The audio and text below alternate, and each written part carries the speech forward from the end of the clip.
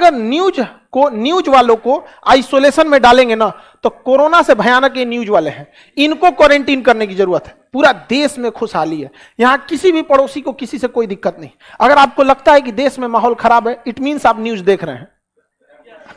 आप देश नहीं देख रहे हैं, न्यूज देख रहे हैं। आप देखने के बाद ना खाली वैसे लोग को वहां बैठाया जाता है जिनकी कोई योग्यता नहीं है। उन्हें ग्रुप डी का क्वेश्चन दे दीजिएगा तो नहीं सॉल्व हो पाएगा, भाग जाएगा सब वहां पे। अब ऐसे लोगों को बैठाया जाता है। तो भारत शुरू से महान रहा है। जब भी किसी देश को सताया गया है तो वहां के लोग भारत में आए हैं, स्पेशली धार्मिक कारणों से जब सताया गया है। तो जब कभी आपके ऊपर धर्म के हिसाब से अत्याचार होता है तो इसे रिलीजियस परसिक्यूशन कहा जाता है। टेक्निकल वर्ड याद रखना है, क्या जी? Religious persecution. Persecution, religious persecution मतलब धार्मिक प्रताड़ना। यहां पर ईरान में पहले पारसी लोग रहते थे। कौन रहते थे? पारसी। लेकिन ईरान में जो क्या हुआ, ईरान में अरब का क्या हो गया? आक्रमण हो गया। पारसियों को वहां से भागना पड़ा। पारसी धर्म के लोग बड़े शांत होते हैं, शादी विवाह बड़ा कम ही, मतलब इन लोग में इनकी जनसंख्या बहुत कम होती है पारसियों की। ये अपनी आय का अधिकांश हिस्सा दान कर देते हैं, जिसमें आप रतन टाटा का नाम सबसे पहले सुनो। सैल्यूट उस इंसान, मतलब देश के लिए बहुत, जितना उन्होंने दान दिया ना, उसको टाटा ने जितना दान दिया है ना, उतना में कितना बिलियनियर लोग खड़ा हो जाएगा वहां पे। आज भी बहुत दान देते हैं। तो पारसी लोगों को यहां से 12वीं सदी में भागना पड़ा था, और ये भाग के आए थे गुजरात और महाराष्ट्र के पास में। तो गुजरात पास पड़ा था, तो गुजरात के राजा ने कहा था कि हमारे राज्य में तो जगह नहीं है, आप लोग का कल्चर भी अलग है, हम कैसे रखेंगे? तो पारसियों ने क्या कहा था, बड़ा अच्छा वहां पे एग्जाम्पल दिया। दूध रखा हुआ था राजा के टेबल पर, उसका कि देखिए इस गिलास में पूरा दूध भरा हुआ है और उसमें थोड़ा सा चीनी डाल दिया। कहा कि जिस तरह से इस गिलास भरे में कोई जगह नहीं था, लेकिन चीनी इसमें संभाल गया, पूरा घुल मिल गया और इसके स्वाद को भी बढ़ा दिया। हमें भारत में जगह दीजिए, हम भी इसमें घुल मिल जाएंगे, कोई तकलीफ नहीं देंगे, बल्कि भारत को और आगे बढ़ाने में सहयोग करेंगे। और वो बहुत अच्छा से उन्होंने सहयोग किया। वो बहुत कम है, उनकी परसेंटेज में भी, संख्या में भी नहीं आते, दशमलव में आते हैं लोग परसेंट में, लेकिन बहुत शांति प्रिय। तो 12वीं सदी में हमने किसे शरण दिया? जब पहला एक रिलीजियस परसिक्यूशन, दूसरा 1947 में जब देश आजाद हुआ, बहुत सारे सिख और बहुत सारे हिंदू लोग पाकिस्तान से भाग के कहां आए थे? भारत में। दूसरा हम लोगों ने कब दिया? 1947। 1959 में चाइना ने तिब्बत पर आक्रमण कर दिया। कहां आक्रमण किया? बहुत सारे तिब्बत के लोग भारत में आ गए और रिफ्यूजी कैंप बनाया गया था। कहां पर? दिल्ली में जो मुखर्जी नगर का एरिया है ना, जहां कोचिंग चलता है, उसके आसपास में बहुत बड़ा एरिया में मुखर्जी, वहां पे एरिया में रिफ्यूजी कैंप बनाया गया था, जहां पे इन लोग बहुत सारे संख्या में रखे गए थे। आज भी ये तिब्बत के लोग यहाँ, पटना में एक मार्केट लगता है, लहासा मार्केट जंक्शन के बाहर, तो हमारे यहाँ तिब्बत के बौद्ध लोगों को रहने में कोई दिक्कत नहीं होता। तो दूसरा यहाँ हुआ था। उसके बाद चौथा नंबर पे रसिया ने आक्रमण कर दिया था अफगानिस्तान के ऊपर 79 में। तो बहुत सारे लोग अफगानिस्तान से कहां आ गए? भारत में। ये कब आए थे? 79 में।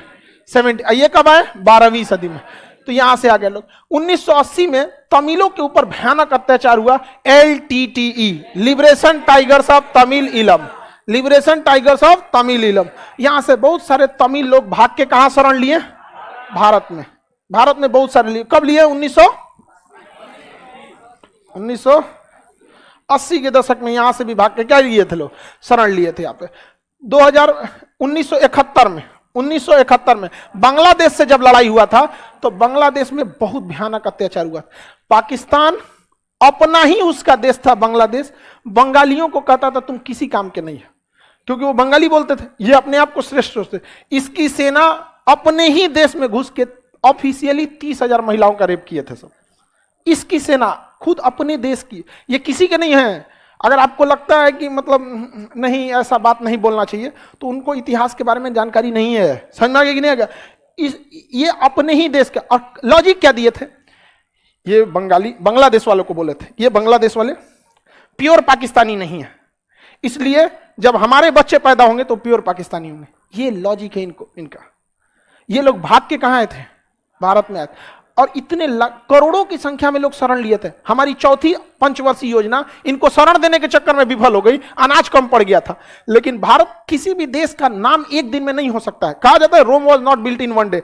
12वीं सदी से लेकर आज तक भारत दूसरों को शरण देते आया है। यहाँ पर तो 1971 में बांग्लादेश के लोग आए, समझ आ गया कि नहीं।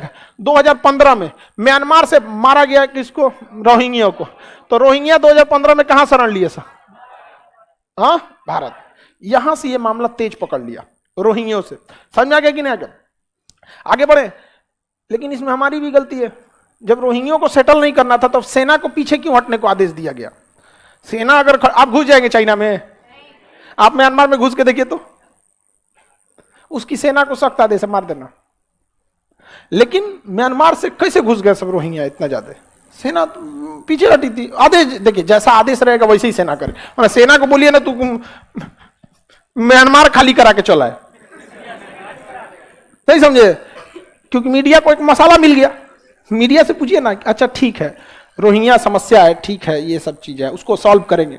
आने कौन दिया, मिलते हैं ब्रेक के बाद। आप बीमारी को आने क्यों दिए, आप लाखों की संख्या में घुसा दिए यहां पर।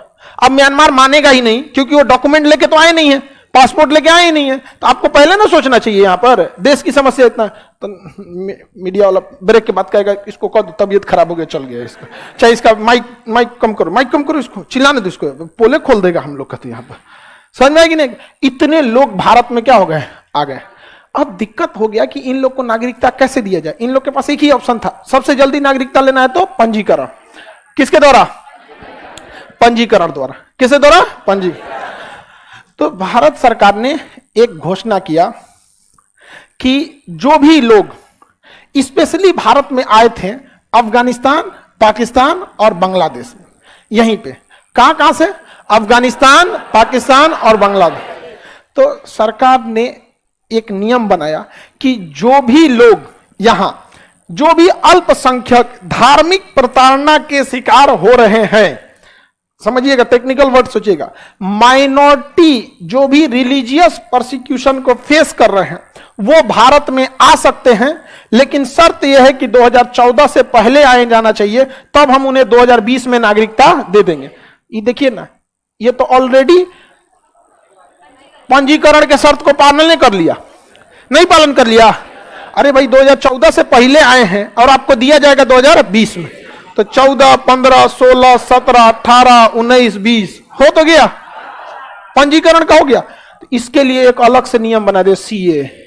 क्या ये अलग नियम है, सेम पंजीकरण है।